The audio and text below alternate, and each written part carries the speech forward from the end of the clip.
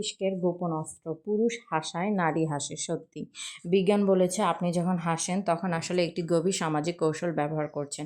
আপনি এখন যেটা পড়ছেন সেটা কোনো যোগ নয়, বরং এমন এক সত্য যা নিউরোবিজ্ঞানী রবার্ট আর প্রবীণ তার জীবনভর গবেষণায় আবিষ্কার করেছেন। হাসি আসলে মানুষের জীবনের একটি শক্তিশালী অস্ত্র, যা শুধু বিনোদন নয় বরং বাঁচার কৌশল। হাসি মানেই কি কৌতুক? একেবারেই নয়। গবেষণায় দেখা গেছে আমরা প্রায় 80% সময় হাসি এমন সব কথোপকথন যেখানে একটাও যোগ নেই। উদাহরণস্বরূপ, ভালো থাকিস, আচ্ছা দেখা হবে, এমন সাধারণ বাক্যেও মুখে চলে আসে এক চিলকে হাসি।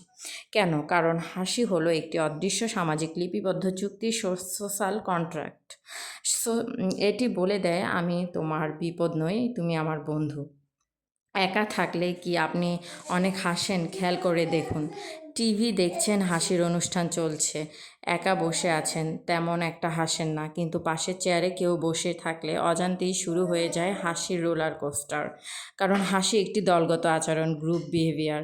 এটি সম্পর্ক গঠনের গোপন সংকেত, একটি এভোলিউশন হ্যাক, বিবর্তনগত কৌশল, যেটা আমাদের পূর্বপুরুষরা শিখিয়েছিলেন নিজেদের মাঝে বন্ধন গড়তে। হাসি নিয়ন্ত্রণ করে কারা জানেন? আপনার মস্তিষ্কের সবচেয়ে পুরনো অংশ।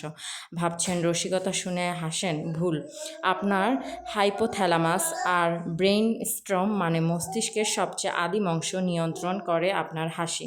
যেখানে ভাষা বা যুক্তির জায়গা নেই, হাসি হলো এক স্বয়স্ফূর্ত প্রতিক্রিয়া যা আপনার মধ্যে প্রথিত বহু হাজার বছর আগে থেকেই।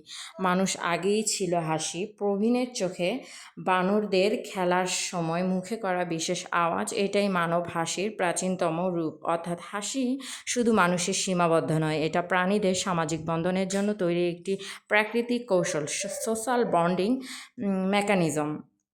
পুরুষ হাসায়, নারী হাসে। সত্যি, গবেষণায় দেখা গেছে নারীরা বেশি হাসেন, পুরুষরা বেশি চেষ্টা করেন অন্যকে হাসাতে। প্রেম, সামাজিক আকর্ষণ কিংবা বন্ধুত্ব, সব জায়গায় হাসি এক অদৃশ্য খেলা, ইনভিজিবল গেম, যেখানে অভিব্যক্তি বলে দেয় কে কাকে গ্রহণ করছে।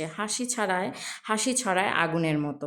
আপনি হাসছেন, পাশে বসে থাকা লোকটিও হেসে ফেললেন, বলছেন কিছু না, করলেও না, তবুও সে হাসলো। এটা মিরর নিউরোস, প্রতিচ্ছবি নিউরন। এর কাজ মস্তিষ্কের সেই জাদুকর নিউরন যেগুলো অন্যের আবেগ আবিষ্কার করে ফেলে।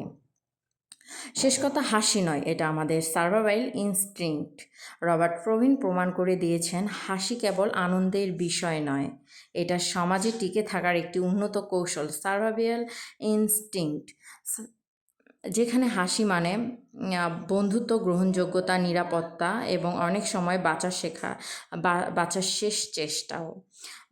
তাই আজ থেকে যখন আপনি হেসে উঠবেন, একবার ভাবুন আপনি হয়তো মস্তিষ্কের সবচেয়ে প্রাচীন অস্ত্রটাই ব্যবহার করছেন।